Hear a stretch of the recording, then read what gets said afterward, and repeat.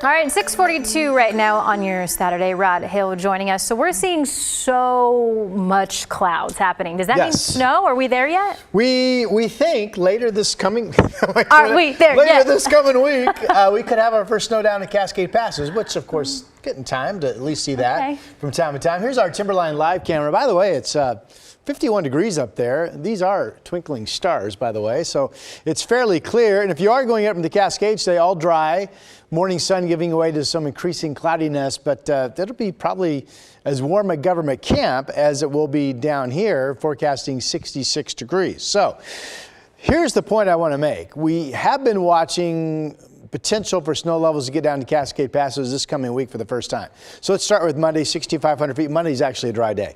And then we made a bit, or just talking about myself personally as a forecaster, made a big deal out of this system coming in Tuesday into Wednesday. And it looked like it would be the one that could drop snow levels down to 4,000 feet. But look what I've done with the snow levels now. 7,000 Tuesday, actually higher on Wednesday.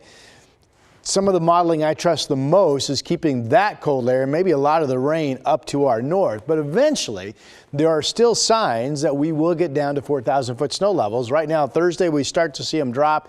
And there's Friday showing up with likely moisture and snow level of 4,000 feet. That could be enough moisture up there snow-wise to slow down travel. Of course, this time of the year when you get something at pass level, it comes and it quickly melts off and it's gone. You know how that goes. But just keep an eye on the changing forecast for snow levels if you are going to be driving over the Cascade Passes the mid to latter part of this upcoming week.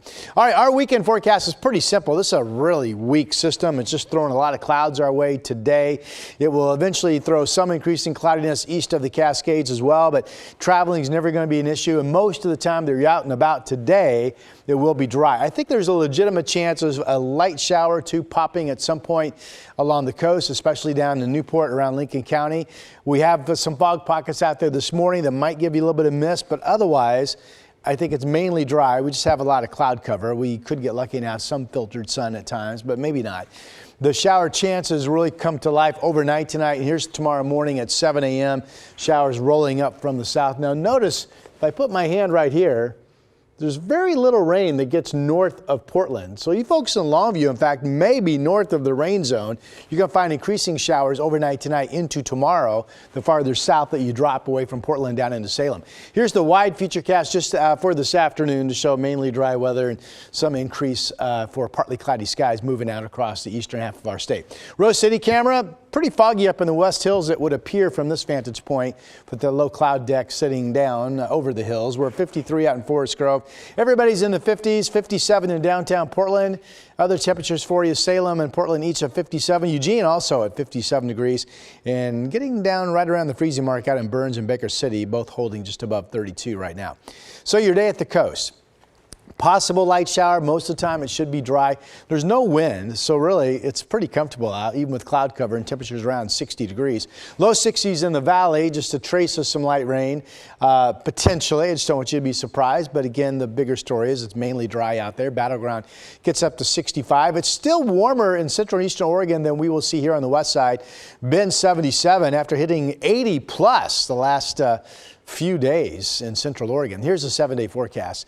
So we talked about the weekend. Monday's dry. We've talked about Tuesday, Wednesday, maybe not being the strong weather system that we thought. A lot of that action could stay to our north. So now I'm shifting my focus with the heavier rain coming in Thursday and Friday with temperatures only in the 50s. We've been way above normal most days this month. So seeing highs getting down into the 50s is actually closer to normal than what we have been seeing. It's going to be really hard to really let go of summer.